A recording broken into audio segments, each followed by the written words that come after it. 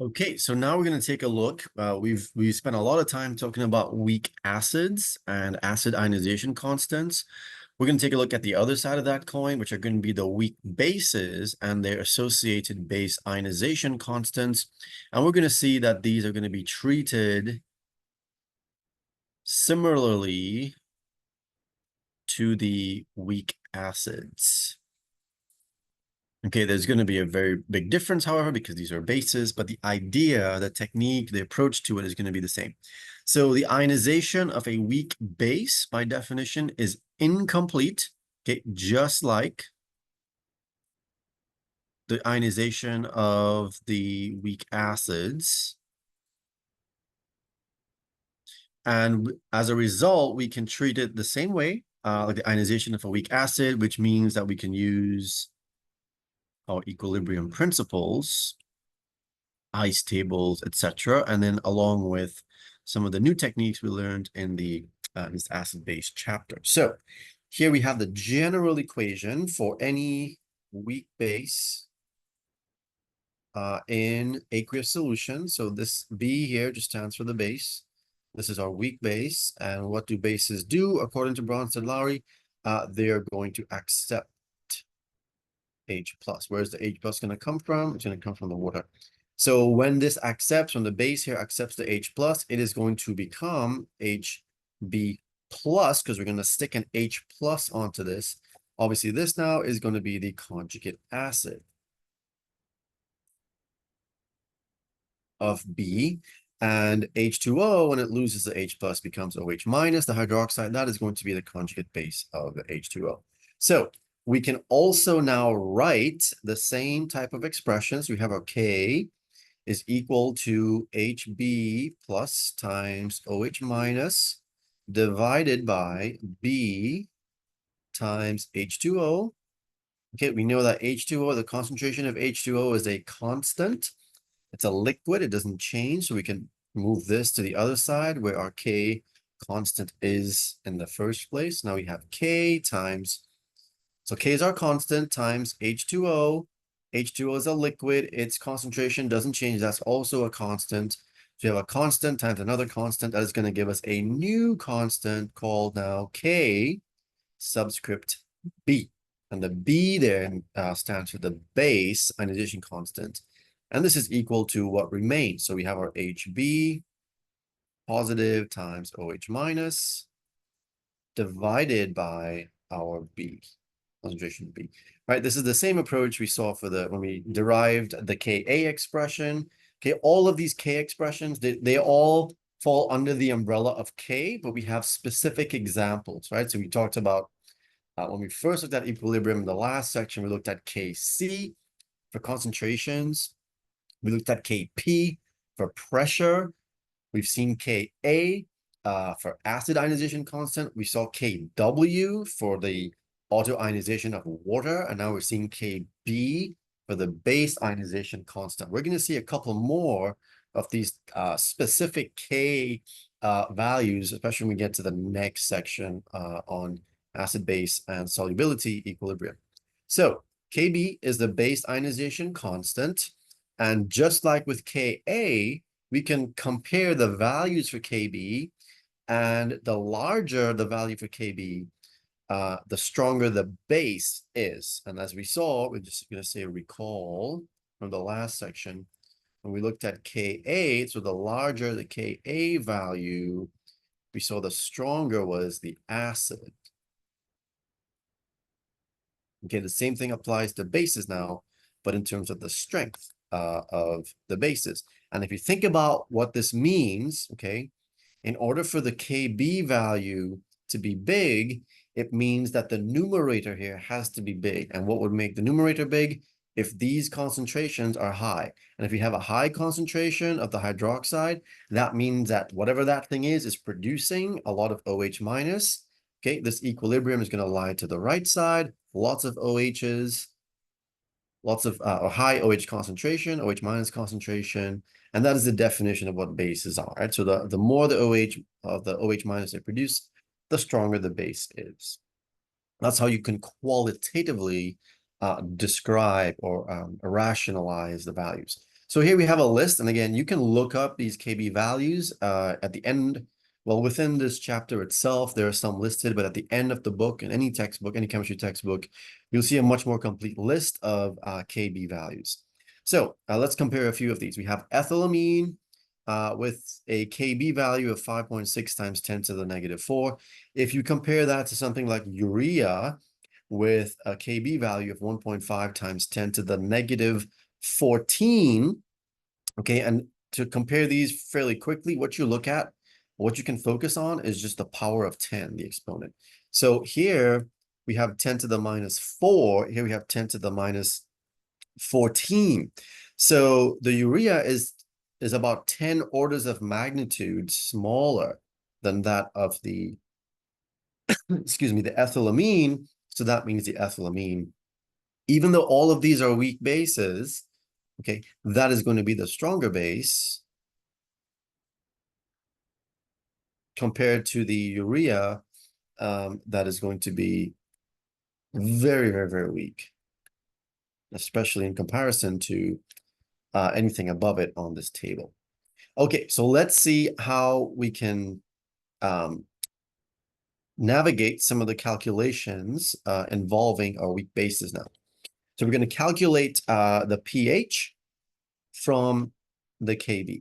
Okay, so we're asked, what is the pH of a 0.040 molar ammonia solution at 25 degrees Celsius? Okay, so we're given here the concentration of the ammonia, so NH3 is 0.040 molar, and we need the pH is what we need to calculate. So a couple things that we need to realize. First of all, what is ammonia? Well, ammonia, you're going to see this so frequently, right? This is a weak base, which means that we're going to use our equilibrium system, our equilibrium principles, which by extension means we're probably going to have to use some sort of an ICE table.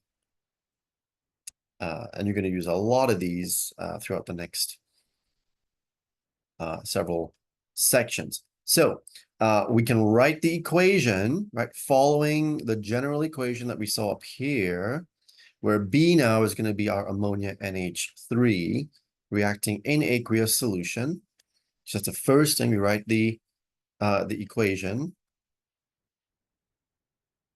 So we need the equation first. So we have ammonia NH3 reacting in aqueous solution. We have our equilibrium arrow.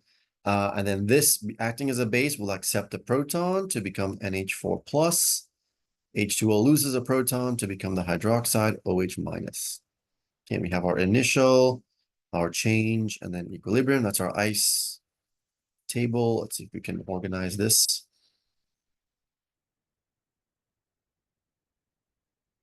And then our equilibrium. Okay, we can ignore concentrations of H2O because that doesn't change. We are told the original concentration of the NH3 is 0.040. We have none of these to begin with.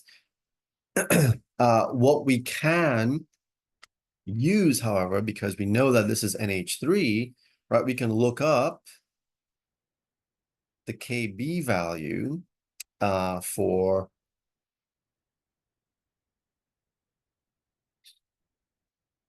NH3, and that is going to be in our table. Let's see, for ammonia, that is 1.8 times 10 to the negative 5.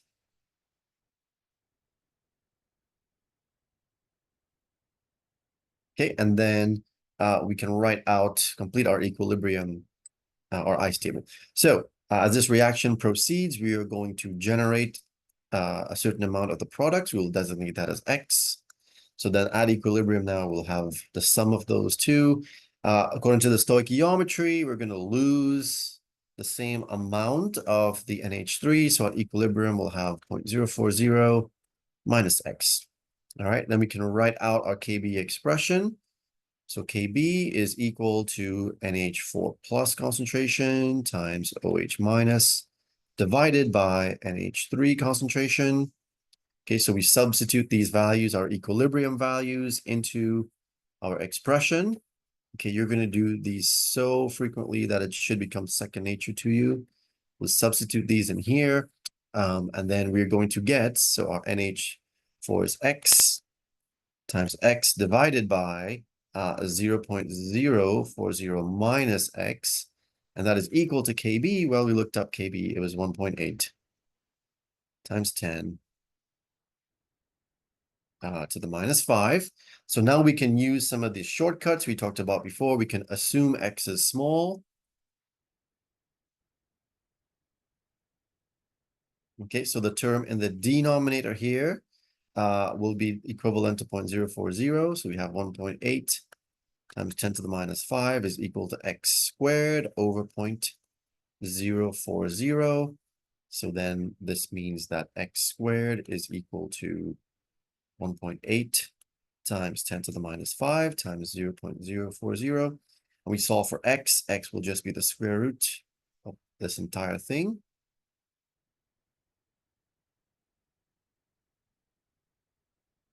Okay, so we stick that in your calculator and then we solve for x. Let's see what we should get. X would be equal to 8.5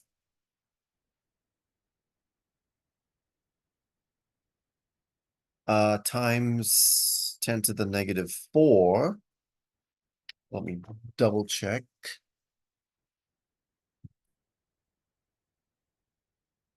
That is what we have. Yes, 8.5 times 10 to the minus 4.